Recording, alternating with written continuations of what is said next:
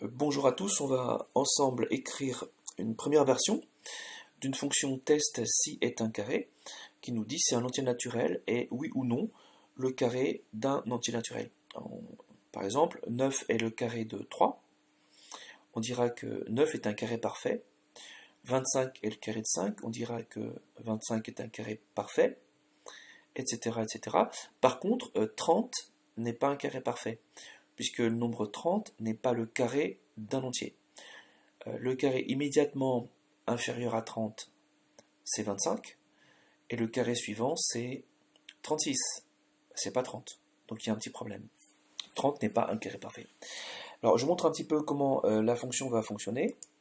Alors là, j'ai défini une fonction, ensuite j'ai écrit une routine, donc le corps du programme entre guillemets, qui demande à l'utilisateur d'entrer un entier, par exemple 25, j'appuie sur Entrée, et réponse du programme, 25 est un carré parfait. Alors nous allons ensemble, sans tarder, découvrir quel est le code derrière ce programme. Bon, c'est un code qui est très très simple.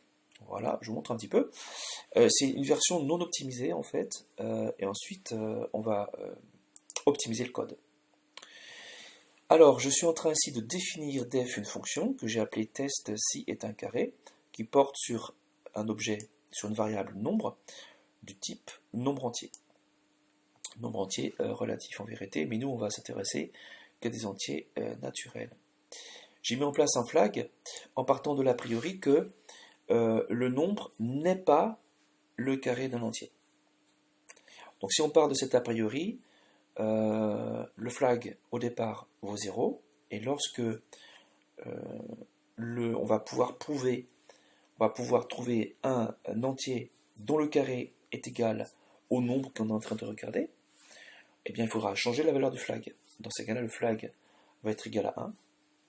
Alors, code non optimisé, for pour i in range 0 jusqu'à nombre augmenté de 1, il ne faudra pas oublier le plus 1. Si le carré de i vaut petit n, ça veut dire que petit n, dans ces cas-là, est le carré d'un entier naturel, à savoir petit i. Alors on change la valeur du flag, le flag il vaut 1, et puis on va boucler comme ça jusqu'à la fin. Donc il suffit en fait qu'une fois le phénomène se produise, qu'une fois en fait, pour une valeur de petit i, si pour une valeur de petit i, le phénomène se produit, ça changera le flag.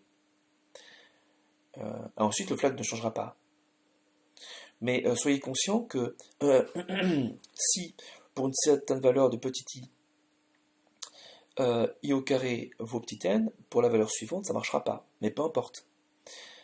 Pour la valeur suivante de petit i, pour i augmenté de 1, i au carré ne va plus être égal à petit n, mais le flag ne changera pas. Puisque le flag ne change que lorsque le phénomène merveilleux se produit.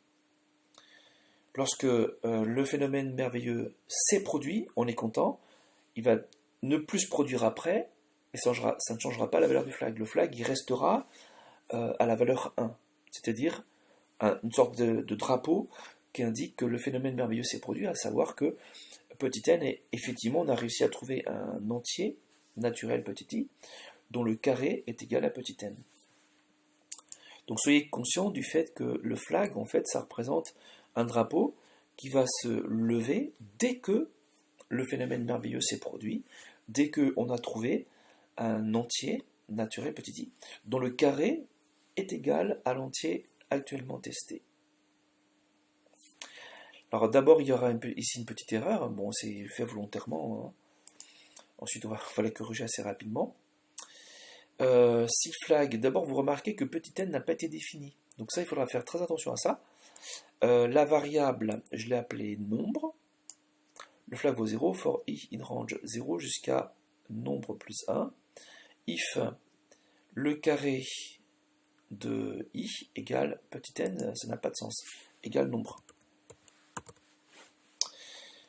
Le drapeau vaut 1, if flag égale 1,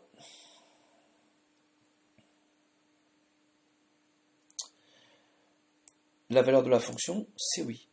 Donc si le flag vaut 1, ce qui signifie que, effectivement, on a trouvé une valeur de petit i dont le carré est égal au nombre testé, bah, ça veut dire qu'effectivement le nombre testé c'est le carré d'un entier. C'est le carré de quelque chose.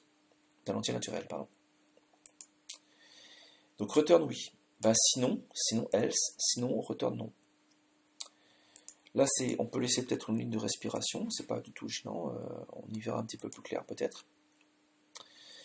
Ensuite, n égale integer, donc d'un input. Je vous rappelle que input c'est une chaîne de caractères. Votre nombre, l'utilisateur va rentrer un nombre stocké dans petit n. If si test si est un carré de petit n égale oui, bah on va afficher le texte. La valeur de petit n est un carré parfait. Sinon, on va afficher le texte n'est pas un carré parfait. Faisons tourner le programme. Alors d'abord, je diminue un petit peu. Je vais nettoyer clear ici. Je lance.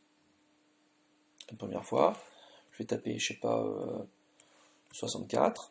Vous savez tous que 64, c'est le carré de l'entier naturel 8. 8 au carré de 64. 64 est un carré parfait. Et si je relance mon programme,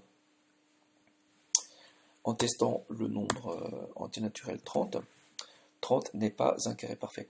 Alors petite remarque, notre programme il va fonctionner aussi sur le nombre 0. 0 qui est le carré de 0, donc 0 est un carré parfait. Et sur le nombre 1, donc il n'y a pas de souci. Alors en fait, on pourrait se contenter de ce programme. Il y a un petit souci qui va de cette version-là du programme, mais un petit souci va se poser, c'est si on s'amuse à tester un très gros nombre. Par exemple, 1, 2, 3, 1, 2, 3, 1, 2, 3, 1, 2, 5. Une seconde, 2 secondes, 3 secondes, 4 secondes, 5 secondes, etc. Donc j'appuie sur CTRL et C pour breaker mon programme. Je ferme ici. Donc interrompu par l'utilisateur. En fait, qu'est-ce qui se passe? Le programme il n'est pas du tout optimisé. Donc pour tester si ce nombre bleu là est le carré d'un entier, ça va être extrêmement lourd. Extrêmement lourd parce qu'en plus une boucle for intervient. Donc si on veut faire intervenir une boucle for dans notre programme, il faut le faire intelligemment. Donc on va être obligé d'améliorer un petit peu notre code. J'efface ici, clear. Alors pour améliorer notre code, on va faire appel à la fonction racine carrée, mais intelligemment. D'abord, loader sqrt from math, il faut le faire non pas à l'intérieur d'une fonction, mais à l'extérieur d'une fonction. From depuis math, math, importe étoile, importe tout le monde. Ensuite, on va faire ça intelligemment. Alors flag est égal à 0. On va en fait écrire ici la valeur maximale de la bande supérieure du range qu'on va changer. On va définir, je sais pas, petit m comme étant, en fait on peut tester simplement jusqu'à, ce sera suffisant, jusqu'à entre guillemets la racine carrée du nombre. Mais en fait la racine carrée du nombre ne va pas être forcément un nombre entier. Enfin, même il y a peu de chance. Ce sera un nombre entier à condition que le nombre testé soit un carré parfait. Mais SQRT risque de ne pas comprendre que c'est un nombre entier. Donc en fait, on va jouer un petit peu là-dessus. On va dire que, donc on va tenir compte de ce défaut. On va dire que petit m c'est l'interprétation entière, la partie entière entre guillemets, de SQRT de nombre. Ensuite, for i in range de 0 jusqu'à, non pas nombre, mais petit m, augmenté de 1 par sécurité. Enfin, c'est pas par sécurité, je vous rappelle que la borne supérieure dans un range n'est pas regardée. Ensuite, on vérifie, nombre flag égale 1. Ben, normalement, ça va tourner. Alors, je diminue un petit peu pour qu'on puisse voir bien le shell. Je relance. Je vais retester le même nombre bleu. Une seconde. Vous avez vu la vitesse à laquelle on a obtenu maintenant la réponse, et même pas en une seconde.